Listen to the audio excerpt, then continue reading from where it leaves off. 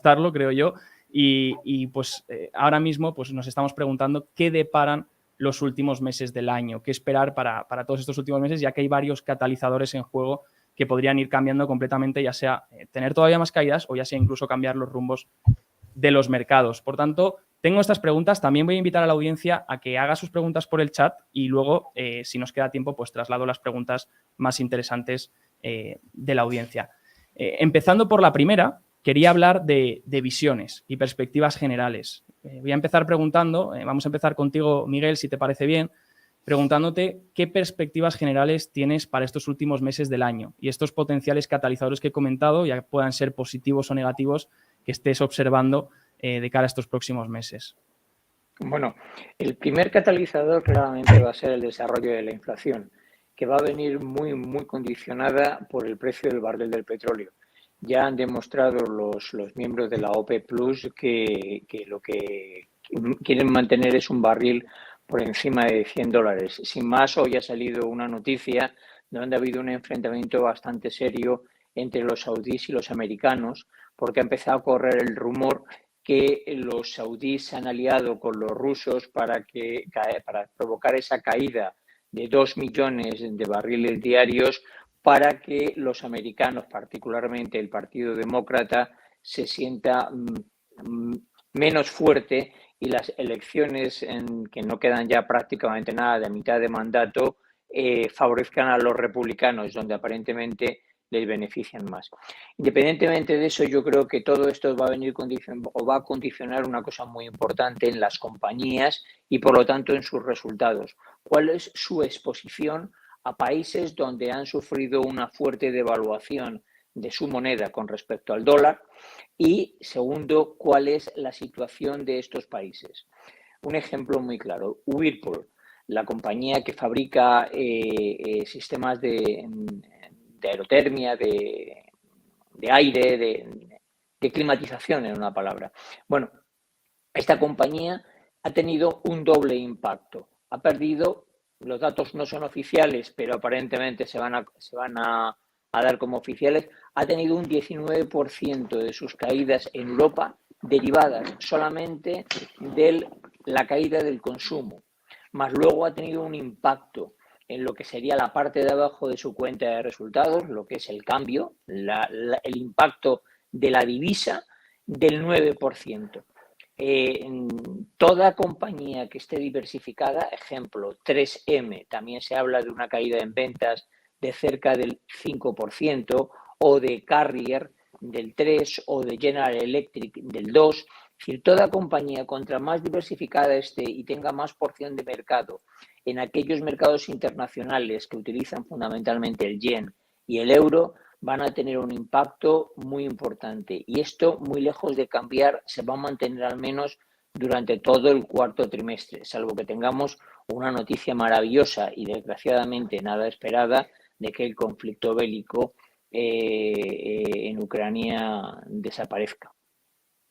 Pues nos quedamos con esas claves. Además, has comentado algunas cosas que luego veremos en detalle, como ese impacto también de la divisa. Y bueno, nos quedamos con esta perspectiva, Miguel. Ahora seguiremos con las preguntas. Quiero también preguntar, te traslado la pregunta, Guillermo, porque creo que no sabía si estabas conectado, pero en la primera pregunta que hemos hecho para este debate sobre las perspectivas de los últimos meses es: ¿cuál es tu visión de cara a los próximos meses que quedan para finalizar el año en cuanto a potenciales también catalizadores positivos y negativos que puedan surgir estos meses y esa perspectiva general que estáis viendo desde iCapital?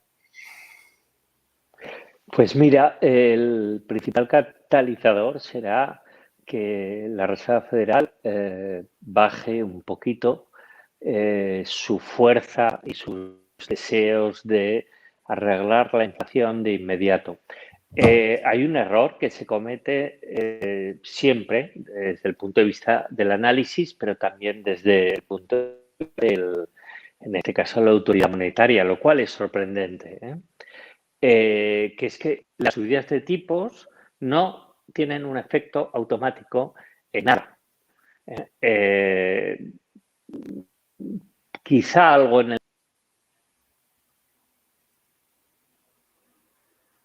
Hemos tenido ahí un corte de conexión. Bueno, pues Gustavo, vamos a ir contigo mientras Guillermo intenta reconectar. Esa visión, esa perspectiva de cara para los últimos meses del año y potenciales catalizadores que ves, ya sean positivos o negativos. Bueno, yo creo que el principal catalizador no hay que ser un genio para saber cuál es, ¿no? El próximo jueves tenemos una final de la Champions, ¿no? Con la probable... el jueves tenemos la decisión de tipos de interés. No, el dato de inflación. El dato de inflación. Entonces, obviamente lo que los mercados están esperando es que el dato de inflación sea lo mejor que pueda ser para que la Fed pueda empezar a recular, ¿no? En sus políticas hawkish, ¿no? Que es lo que realmente el mercado está esperando. El mercado yo creo que está descontando muy bien el Standard & Poor's 500 el efecto del bono americano 10 años en el 4%, ¿no? Realmente si coges las 10 compañías más importantes del Standard & Poor's 500 y haces un discount float y traes al valor presente los 15 próximos años de sus beneficios futuros y lo descuentas a un 4% del bono, más una prima del 5%, más una caída de ventas de un 10, un 15%, pues te da que más o menos tienes el Standard & Poor's 500 en 3.500 aproximadamente, que son los niveles que están cotizando actualmente, ¿no? Entonces, hasta ahora el mercado está haciendo las cosas bien y es descontar lo que la Fed puede hacer. Yo creo que cada vez estamos más cerca de un pivot y que en el Standard & Poor's 500 ciertamente empieza a haber compañías que son atractivas e interesantes, ¿no? O sea, a ver, a algunos le puede gustar más o menos algún tipo de compañía de alta calidad como pueda ser el Google o Meta, ¿no? Pero la realidad es que esas compañías las tenemos a 8 veces beneficios Meta o 9 del 2021 o Google la tenemos entre 12 y 15 veces beneficios, con lo cual estamos hablando de empresas de mucha calidad con unas barreras competitivas bestiales que te están pagando una prima por equity de un 3 o un 4% por encima de lo que te está pagando el bono americano.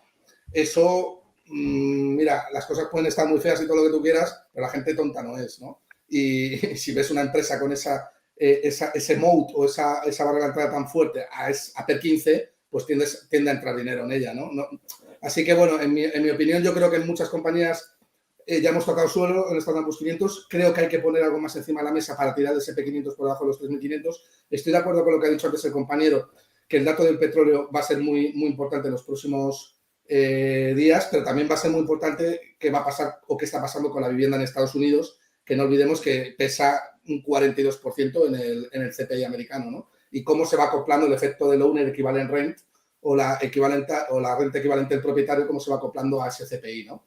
Entonces, bueno, en general yo creo que el mercado ha descontado bastante bien el peor de los escenarios y ahora todo lo que sea caída en ventas por debajo de un 10 o un 15%, pues es algo que el Standard & Poor's 500 debería volver a recoger y ahí sí que podríamos ver caídas por debajo de 3.500 puntos.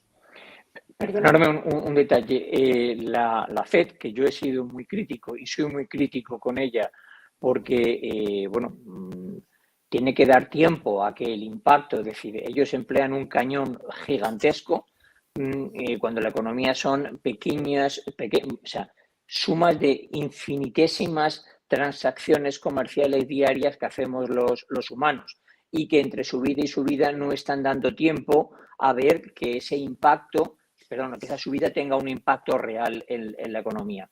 Me llamó mucho la atención además en la última reunión que hubo unanimidad, pero curiosamente ya ayer se ha empezado a ver tanto por Charles Evans, el presidente de la Reserva Federal de Chicago, y por la vicepresidenta Elaine Reinhardt, que empieza ya a haber dudas de si realmente se está yendo demasiado rápido en esta subida. El que la Fed empezase como mínimo, porque no se van a echar para atrás, porque desgraciadamente no nos olvidemos que los presidentes de las reservas federales, de todos los miembros que componen el OFMC, al final tienen un cargo político. Es decir, no puedo deshacerme de lo que he dicho anteayer hoy, pero muy probablemente pausen esta subida y eso puede ser bien interpretado por el mercado, pero bien interpretado por el mercado de valores. Desgraciadamente la economía va a seguir sufriendo pues porque el último índice de hipotecas al que hacías referencia hace un momento ya está en Estados Unidos en el 6,58. Eso per se es una barbaridad. Bueno, yo estoy completamente de acuerdo con lo que ha dicho. De hecho, precisamente eso es lo que quería la Fed, ¿no? Provocar deflación, entre otras cosas, en activos reales como la vivienda, que pesan un 40% sobre la inflación y que necesita tirar esos precios para abajo. Eso es un hecho, ¿no? La deflación, hoy todos los días de la semana se está produciendo deflación. Eso es obvio, el que no lo vea, vamos, estamos viendo las materias primas, salvo el petróleo, que hay una guerra con Estados Unidos y es un tema más complejo, pero el resto estamos viendo que eso se está produciendo, ¿no? Entonces, lo que yo veo, y estoy de acuerdo con él, es que la Fed, el pivot de la Fed está súper cercano, más que nada porque no le conviene a Estados Unidos una guerra de divisas como la que tiene, en la cual el dólar está muy apreciado a niveles históricos con respecto al resto de majors, y no solamente majors, sino también de economías emergentes que si no crecen, Estados Unidos no crece, ¿no? Entonces, es una cuestión de tiempo que la Fed, o de muy poco tiempo que la Fed empieza a recular, ¿no?